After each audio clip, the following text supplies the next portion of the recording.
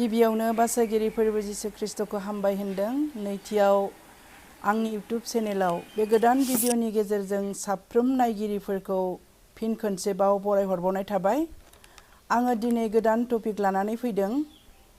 बेनो जाबाय उपबास एबा फास्टिं। बेखौ माब्रै होयो जोङो बेखौ नायनि। उपबासा जाबाय गावनि जानाय लोंनायखौ दोनथ'नानै इसोरजों सोमोन्दो लाखिनाय आरो गावखौ गुरै खालामनाय। बेखौनो जोङो उपबास एबा फास्टिं होननानै बुङो।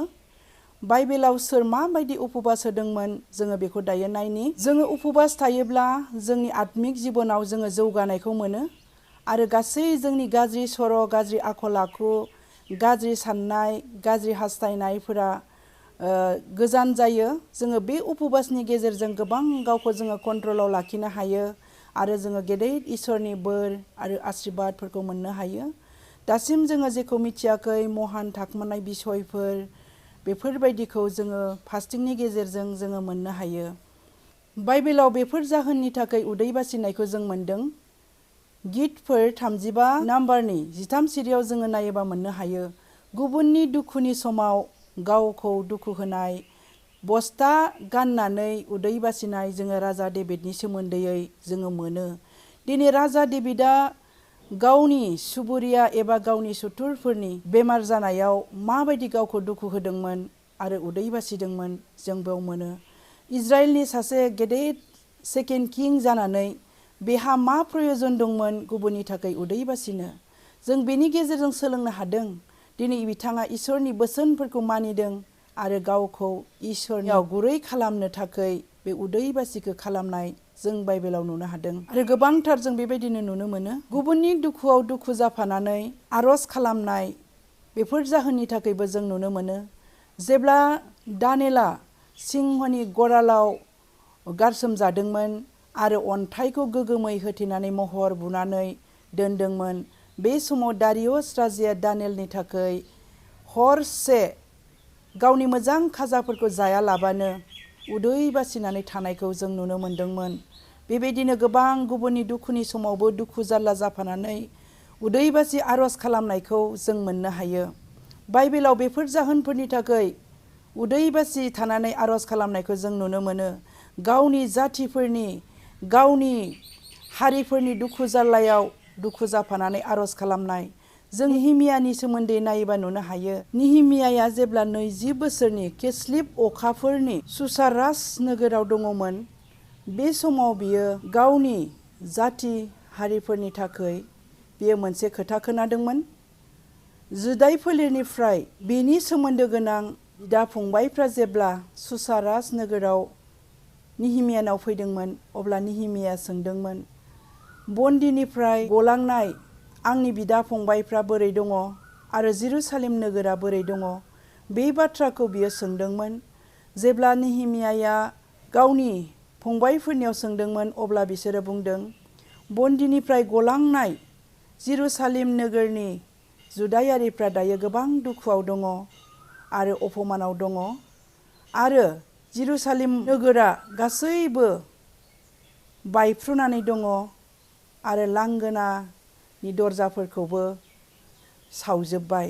बे बाथ्राखौ जेब्ला निहिमियानो जुदायारिफ्रा खोन्थादोंमोन, बे समाव निहिमियाया गावनि मानसिफोरनि दुखु जारलायाव दुखु जाफानानै गाबनाय, मोदै हुगारनायजों बेबायदि हारिनि थाखाय, जाथिफोरनि थाखाय दुखु खालामनानै, दुखु जाफानानै बेबायदि गोलाव सम उदै बासि थानायखौ जोङो नुनो मोनदों। जोंहाबो बिबान दङ दिनै जोंनि बर' हारिनि थाखाय, जोंनि बर' हारिनि बिदा फंबायफोरनि थाखाय जोङो आरज खालामनो। दायो गोबां बेबायदि दुखुआव दङ, गोबां बेबायदि नासय जानाय, थगाय जानाय, सोबख' जानाय बेबायदि आलाय सिलाय जोंनि बिदा फंबायफोरा दिनै दङ। जों बिसोरनि प्राणनि लागै, बिसोरनि रैखाथिनि थाखाय जोङो आरज खालामनो जों साफ्रोमाबो दिनै बिबान दङ। निहिमिया बायदि गावनि जाथि, गावनि हारिनि थाखाय दुखु जारला जाफानानै आरज खालामनो थाखाय जों बयहाबो बिबान दङ अनजाग्राफोर। बिनिखायनो जोङो जोंनि जाथिफोरनि थाखाय, जोंनि हारिफोरनि थाखाय जोङो मोदोमाव नांनानै जोङो आरज खालामनि। जोङो उदै बासि आरजजों नङाब्ला बेबायदि देरहासारनाय जिउ जारिमिनखौ जोङो मोननो हायाखै। जोङो बाइबेलाव इस्टर रानिनि सोमोन्दै नायोबा जोङो मोननो हायो। इस्टरनि सोमोन्दै जोङो नायनि। आसुरियास राजाया जेब्ला भारत हादरनिफ्राय इथिय'पियासिम 127 हादरखौ सासन खालामदोंमोन, बे समाव मोनसे गेदेर जाथाय जादोंमोन। बेबायदिनो आसुरियास राजाया जुदायारिफोरखौ फेजेननानै गावनि रायजोआव बन्दी खालामनानै लांदोंमोन आरो जुदायारिफोरखौ गुबुन गुबुन गावनि हादराव दोनहैनानै सुसा नोगोराव बियो गुबुन गुबुन खामानिफोराव बिसोरखौ बाहायहैदोंमोन। बेबायदिनो राजानि दरबाराव थानाय गासै हौवा आरो हिन्जावफोरा राजानि मन्त्रि गाहाय हामानखौ थांनाय आरो फैनायावबो गंग्लायनानै खुलुमोमोन। नाथाय मर्देखाइ मुंनि सासे जुदायारिया राजानि गाहाय मन्त्रि हामानखौ गंग्लायनानै खुलुमामोन, जायनि जाहोनाव मर्देखाइया सासेल' इसोरखौ फोथायोमोन। बेबायदिनो बियो गोबां समावबो हामानखौ गंग्लायनानै खुलुमैनि थाखाय बिसोरनि सायाव सोंनाय फैबाय, नोङो मानो हामानखौ गंग्लायनानै खुलुमा? मर्देखाइया गोबां सम लाखोमानो हायाजासे बियो बुंथिनानै लाबाय, आङो सासे जुदायारिसो।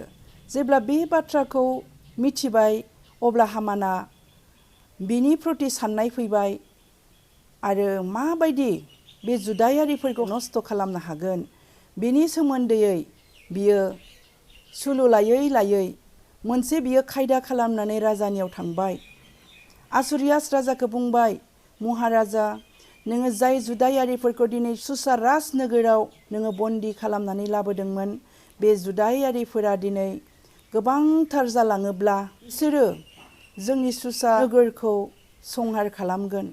बेनिखायनो गोबां जायगाफ्राव रेजेट लानानै थानाय जुदायारिफोरखौ फोजोबस्राङोब्ला मोजां जागौमोन। बे बाथ्राखौ हामाना आसुरियास राजानि सिगाङाव बुंदोंमोन। आसुरियास राजाया हामाननि सायाव जोबोद फोथायनाय दङमोन आरो हामाननि बाथ्राखौ खोनानानै नंगौबोथ' बे बाथ्राखौ बिथाङा सानदोंमोन आरो बेबायदिनो हामाननि इच्छा बायदि मावनो थाखाय आसुरियास राजाया हगारनानै होदोंमोन। राजानिफ्राय हुकुम मोननाय लोगो लोगो हामाना बेबायदि बिलाइ फोसावबाय। आबिब अखाफोरनि 13नि दिनाव मा बोराय मा बुरै, सेंग्रा सिख्ला, गथ' गथाय गासैखौबो आदार अखाफोरनि 13नि दिनाव बुथारजोबनो थाखाय बे हुकुम बिलाइखौ गुतै सुसा नोगोराव फोसावबाय। जेब्ला बे फोसाव बिलाइखौ मोनदों अब्ला गोबां जुदायारिफ्रा दुखु जादों आरो मर्देखाइया गावनि गाननाय जिफोरखौ बिसिखावनानै नोगोरनि बाहेरायाव ओंखारलांदों। बे बाथ्राखौ जेब्ला इस्टेर रानिया खोनादों अब्ला मर्देखाइनो थयला जुमनायनिफ्राय मोजां ड्रेसखौ गानथों होननानै हुकुम होदोंमोन। नाथाय गावनि हारिखौ बासायनो थाखाय मर्देखाइया इस्टेर रानिखौबो हुकुम होदोंमोन, जानो हागौ नोङो बे खैफोदनि थाखायसो रानिनि मासियाव जनो मोनदों। बेबायदिनो इस्टेराबो बे बाथ्राखौ खोनानानै हुकुम होबाय। इस्टेर 4:11 सिरियाव नायोब्ला जों मोननो हायो, नोंसोरो आंनि थाखाय आर'ज खालाम, आंबो आर'ज खालामगोन। आं आरो आंनि लोगोफोरखौ लानानै सानथाम जेबो जाया आरो लोङा, बिनि उनावसो आं राजानि खाथियाव थांगोन। बेबायदि गियानि साननो गोरों बे माहि आखुनि आखल गोनां इस्टेरा गावनि लोगोफोरखौ लानानै बेबायदि सानथाम जेबो जाया आरो लोङा, गावनि जाथि गावनि हारिनि सायाव अननाय लाखिनानै बेबायदि उदै बासि आर'ज खालामदोंमोन, जायनि थाखाय बे दुस्त हामाननि गासै प्लानफोरा संहार जादोंमोन, नस्थ' जादोंमोन। जों दिनै बे इस्टेरनि सोमोन्दै जोङो बेखौ मोननो हायो। आदार अखाफोरनि 13नि दिनाव जाय जुदायारिफोरखौ बुथारजोबनो थाखाय गुतै सुसा नोगोराव बे फोसावलाय होदोंमोन, गासैबो बिनि उल्था जानायखौ जों मोननो हादों। दिनै हामाना जाय मर्देखाइखौ 22 मिटार दंफाङाव आलायनो थाखाय थांखि लादोंमोन, दिनै बे 22 मिटार दंफाङाव हामाननि 10 जन फिसालाफोरखौ जोङो आलायजानाय नुदों। आरो बे 13 अखाफोराव दिनै बै सुसा नोगोर राजथावनिनि मानसिफोरखौ 500 जन बुथारदोंमोन आरो हामाननि 10 जन फिसालाफोरखौबो बुथारदोंमोन। अब्ला राजाया बुंदों, इस्टेर 9 अध्यायाव जोङो नायोबा मोननो हायो, इस्टेर रानि जुदायारिफोरा सुसा राजथावनियाव 500 मानसिफोरखौ बुथारबाय आरो बेजों लोगोसे हामाननि 10 जन फिसालाफोरखौबो बुथारबाय। दा नोंनि बिनाया मा? अब्ला रानिया बुंबाय, महाराजा नोङो हामजायोब्ला गाबोननि बे समावबो बे 14 अखाफोरावबो जुदायारिफोरखौ बे खामानिखौ मावनो होदो। अब्ला सुसा राजथावनिनि गुबुन गुबुन जायगाफोराव थानाय मानसिफोरखौ बिसोरो 75,000 बुथारनायखौ जोङो नुनो मोनदों। दिनै उदैबासि आरज होयोब्ला जोङो बेबायदि सोमोनांथाव आसरित हाबा मावनायफोरखौ जोङो बाइबेलनि गेजेराव नुनो मोनदों। जाय हामाना दिनै मर्देखाइखौ संहार खालामनो नागिरदोंमोन गावखौ खुलुमैनि थाखाय, बे हामाना दिनै गाव नस्थ' जाबाय। गाव जाय मर्देखाइखौ दंफाङाव आलायनो नागिरदोंमोन, बे दंफाङाव दिनै बिनि 10 जन फिसालाफ्रा आलाय जाबाय। बेबायदिनो हामाना आलाय सिलाय बेबायदि जानांनाय थैनांनायखौ जोङो नुनो मोनदों। गोबां इस्तेर रानिनि जिउ जारिमिन, गोबां इस्तेर रानिनि बे उदैबासि आरज खालामनायखौ जोङो इस्तेर 1 बालाबनिफ्राय नायोबा जोङो इस्तेर 9 बालाबसिम जोङो मोननो हायो। गोबांथार बेवहाय गुबुन गुबुन बाथ्राफोर हाबसननानै दङ। बेखौ नोंथांमोना मोजाङै फरायनानै नाय आरो मोजाङै मिथिनानै नाय। रावबो इसोरखौ मोननाय जोंनि इसोरनि फिसाफोरा इस्तेरनि जिउ जारिमिनखौ मिथियै गैया।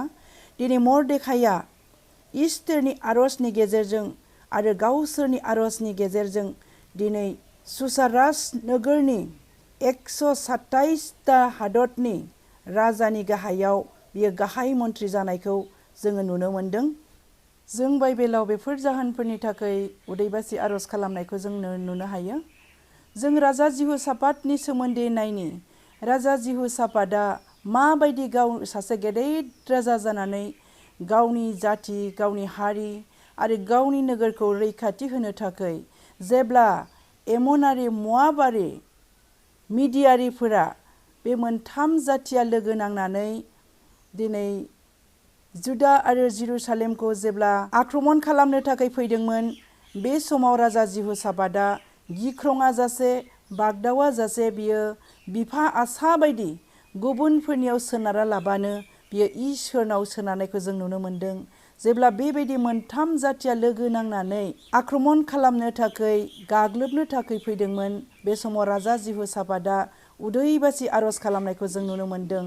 2 इतिहास 20 बालाब 1निफ्राय 30 सिरियाव जोङो नायोबा मोननो हायो। राजा जिहुसापातआ गावनि रायतफोरखौ लानानै जेरुसालेमनि सिथ्लायाव हौवा हिन्जाव गथ' गथाय गासैखौबो लानानै गाव सिगाङाव थानानै खुग्लुबनानै बियो इसोरनियाव सानथाम उदैबासि आरज खालामनायखौ नुनो मोनदों। जेब्ला बिसोरो सानथाम इसोरनि सिथ्लायाव आरज खालामदोंमोन, राजा जिहुसापातआ सिगाङाव थानानै खुग्लुबनानै गोसो गाबनानै जेब्ला गावनि हारिखौ रैखाथि खालामनो थाखाय उदैबासि आरज खालामदोंमोन, बे समाव जेहिल मुंनि सासे जोहोलावा प्रफेसि होदों। 2 इतिहास 20 बालाब 15 सिरियाव, अ जुदा आरो जेरुसालेमनि राजा आरो रायतफोर, नोंसोरो बे दावहाखौ नोंसोरनि आखाइजों, नोंसोरनि हाथियार, नोंसोरनि थुंग्रिजों नांनो नाङा। नोंसोरो गाबोन फुङाव बे गोजौ मैदानाव फैनानै नोंसोरो नाहरल'। अब्ला नोंसोरनि सुथुरफोरखौ नोंसोरो गावजों गाव बेबायदि दावहा नांनानै थैनायखौ मोस्रोमफोर बायदि गोग्लैनाय नुगोन। जेब्ला बे बाथ्राखौ जेहेलनिफ्राय बुंनाय खोनायो, अब्ला बिसोरो अखानायै फुङाव बिसोरो दावहाथिलिथिं थांनो थाखाय बे मैदानाव बिसोरो ओंखारलांबाय। नाथाय बे गियानि राजा जिहुसापातआ ओरैबायदि दल खालामबाय, रोजाबग्रा हान्जाखौ बिसोरो सायख'बाय आरो बेबायदिनो गोबां रोजाबग्रा हान्जाया बेबायदि दामनाय देनायजों रोजाबै बिसोरो सुथुरफोरनि दावहा नांनायखौ नाहरनायखौ जों नुनो मोनदों। जों बेबायदि गियानि राजा जिहुसापातनि दावहानि बदल इसोरनि बाथ्राजों रोजाबनायजों दावहा नांनायखौ जोङो नुनो मोनदों। बेबायदिनो राजा जिहुसापातआ गावनि हादराव थानाय गासै रायतफोरखौ, जुदा जेरुसालेमनि रायतफोरखौ बासायनो हानायखौ जोङो बाइबेलाव मोननो हादों। दिनै जोंहाबो बिबान दङ जोंनि जाथि हारिफोरनि थाखाय, जोंनि हादरखौ रैखा खालामनायनि, गावनि मानसिखौ रैखा खालामनायनि राजा जिहुसापातनि बायदि मावनांगौ बिबाना जों बयहाबो दङ। दिनै जोङो बेफोर जाहोनफोरनि थाखाय बाइबेलाव उदैबासि आरज खालामनायखौ जों नुनो मोनो। जेब्ला राजा साउलआ फिलिस्टियारिफोरजों दावहायाव इनाय अयथासार खालामनानै बुथार जादोंमोन, बिनि फिसाला आरो बिनि सान्थ्रिफ्रा दावहायाव बुथार जानानै इन्जुराव आलायनानै दोनजादोंमोन।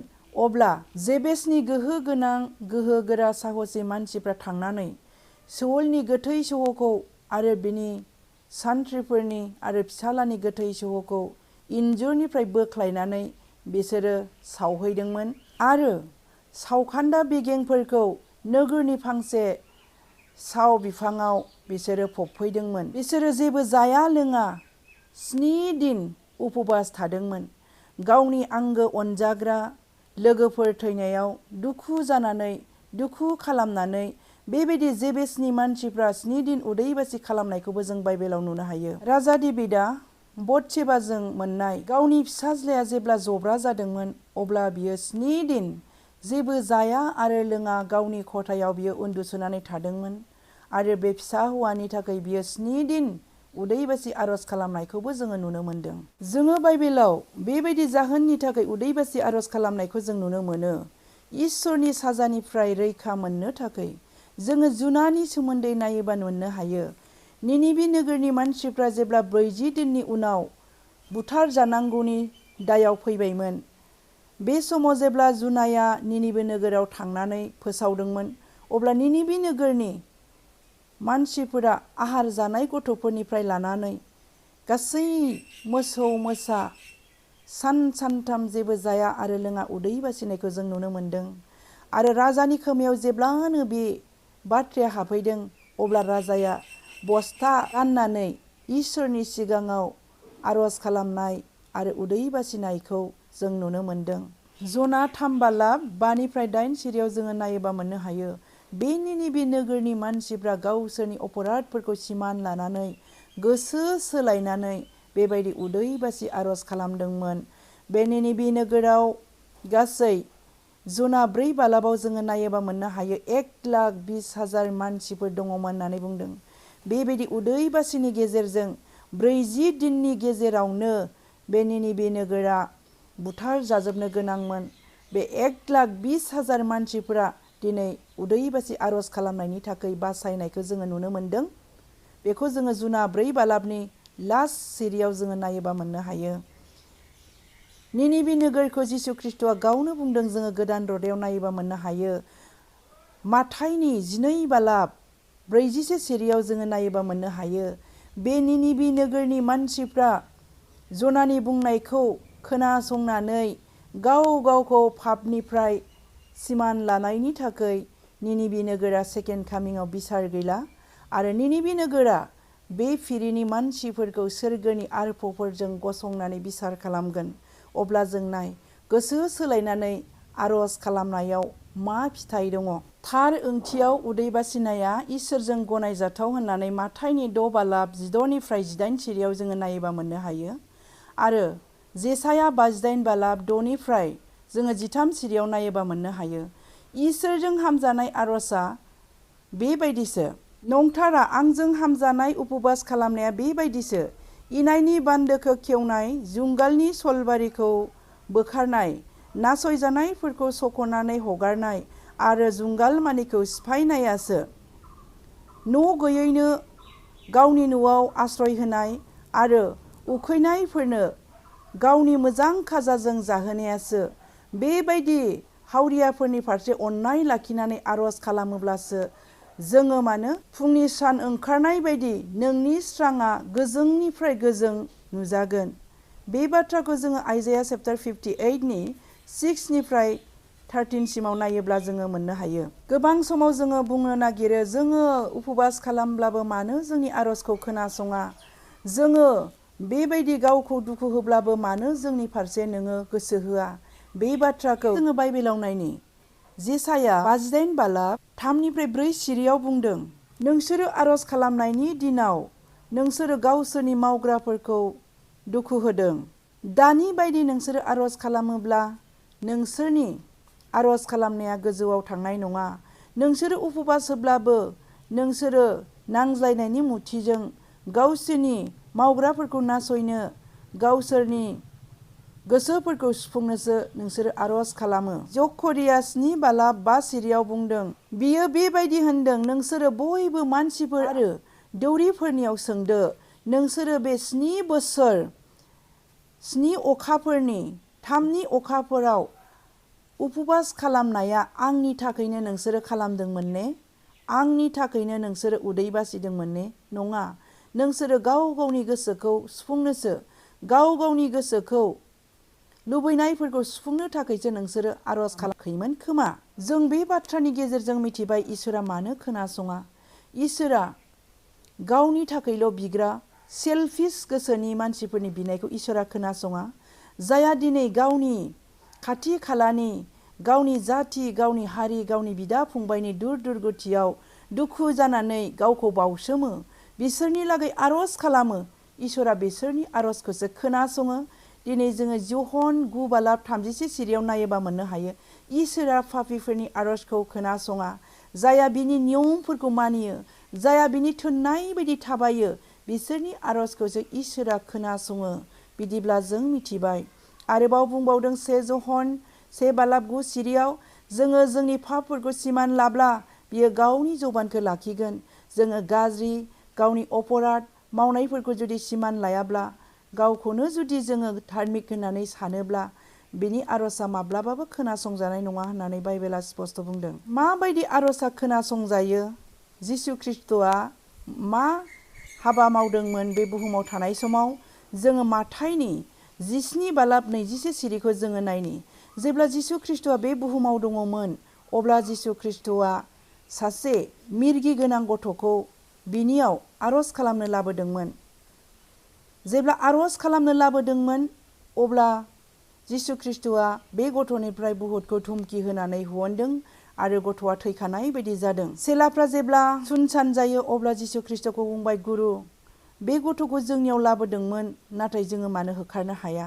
अब्ला जिसु ख्रिस्ट'आ मोनसे खोथा बुंदों, अ फोथायैफोर, आं नोंसोरजों बेसां गोबाव बे बुहुमाव थाबावनो? नोंसोरो फोथायनायाव बोलो गैयै। माथाइनि 17:21 सिरियावनो जोङो नायोबा मोननो हायो, उदै बासिनाय आरजजों नङाब्ला भुतफोरखौ हुननो हाया, आरो उदै बासि आरजजों नङाब्ला जों सोमोनांथाव खामानिखौ मावनो हाया। बे बाथ्राखौ जोङो जिसु ख्रिस्ट'नि खुगानिफ्राय जोङो स्पष्ट खोनाबाय। आंनि जिबनावबो आं प्रेक्टिकेलि आं बेखौ मोनदों। उदै बासि आरज खालामाबा सैताना मालाबाबो गिया, आरो उदै बासिजों नङाब्ला जों सोमोनांथाव हाबाखौ माब्लाबाबो जोङो मावनो हाया। आङो जेब्ला आरज खालामदोंमोन 2013 सननिफ्राय 2017 समसिम, अब्ला आङो गोबां प्रेक्टिकेलि बे हाबाखौ आं मावनो मोनदों। जेब्ला आंनियाव सासे मानसिखौ आरज खालामनो लाबोदोंमोन, अब्ला बेवहाय आङो जेब्लानो आखाइ दिखांदों, अब्लानो बे मानसिया गोग्लैदों। आरो आं सोंदोंमोन, नोङो सोर? बियो खिब्रमा बायदि उदनानै बियो फेफन बिनि खुगानिफ्राय ओंखारनानै खिन्थादों। जाय मानसिया बे साखाथियाव गसंनानै आंजों आरज खालामदोंमोन, बे मानसियाबो बै मोदाय अरजानाय बेक्तिनि खाथियाव गोग्लैदों। जायनि थाखाय बे मानसिया उदै बासिया आरो इसोरनि बाथ्रायाव बियो बोलोगोरा नङामोन। बिथाङा बुंदों, इसिबां आङो आरज खालामो, इसिबां आङो बिदि खालामो, अब्लाबो आं मानो गोलैखो? बेयाव जोङो गोबां सोलोंनो गोनां, जोङो बेवहाय गोबां थाखोमानाय बिसयफोर दङ। जाया बेबायदि इसोरजों मोजां सोमोन्दो खालामनानै बेबायदि मोजाङै उदै बासि आरज खालामा, बेबायदि बेक्तिया माब्लाबाबो सैतानखौ हुननो हानाय आङो नुनो मोनाखै।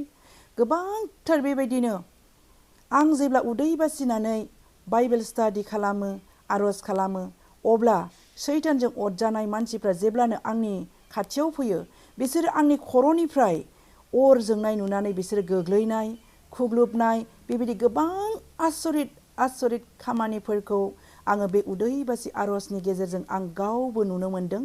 जिसुनि बुंनाय बाथ्राया 100आव 100% नंगौ। आंनि अनजाग्रा इसोरखौ गिग्रा नोंथांमोन, जुदि नोंथांमोना दिनै बै इसोरनि महान थाखोमानाय बिसयखौ मिथिनोब्ला, नोंसोरो गुबुननि थाखाय उदै बासि आरो दुखिया हावरिया अनाथफोरनि थाखाय, बेरामिफोरनि थाखाय, हस्पिटालाइज जानायफोरनि थाखाय, सोरबा आंगो मानसिनि थैनायफोरनि थाखाय दुखुआव दुखु जाफानानै नोंसोरबो आरज खालामनानै नाय, उदै बासिनानै नाय। अब्ला बे जिसु ख्रिस्ट'आ माथाइनि 17:27 सिरियाव बुंनाय बाथ्राफोरखौ नोंसोरो गावबो प्रेक्टिकेलि मोनदांनो हागोन। बिदिब्ला उपबास मारै होयो? जोङो बिनि सोमोन्दै सोलोंबाय। जोङो इजरा 8 बालाब 27निफ्राय 23 सिरियाव नायोब्ला मोननो हायो गावनि गथ' गथाय गावनि धोन सम्पतिखौ माब्रै दैदेनलांनांगौ। जेब्ला आहाबा दैसा सेराव इजरा दौरिया गावनि गथ' गथाय गावनि मोसौ मोसा गावनि धोन सम्पति इसोरनि धोन सम्पतिखौ दैदेनलांनो थाखाय आहाबा दैसायाव उदैबासि आरज खालामदोंमोन। बे समाव जोङो नायोबा मोनो इजरा 8 बालाब 27 सिरि आरो 23 सिरिखौ आङो फरायनानै आङो फोजोबनि।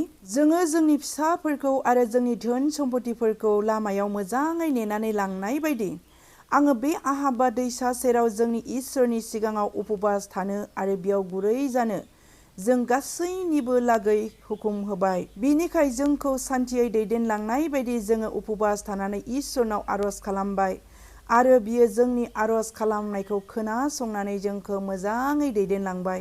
अब्ला जोङो खोनाबाय जोङो जोंनि न'खर जोंनि गथ' गथाय जोंनि धोन सम्पतिखौ मोजाङै दैदेनलांनायनि थाखायबो जोङो उपबास जों खालामनो हायो। उपबासा गोबां रोखोमनि दङ।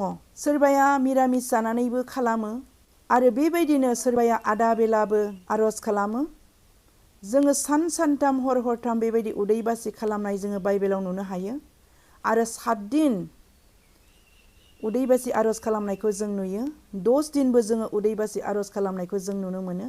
नाथाय गोबाङा गोबां बेबायदि नियम खालामनानै उदैबासि आरज खालामो। सोरबाया गाइखेर लोंनानै सोरबाया दै लोंनानै।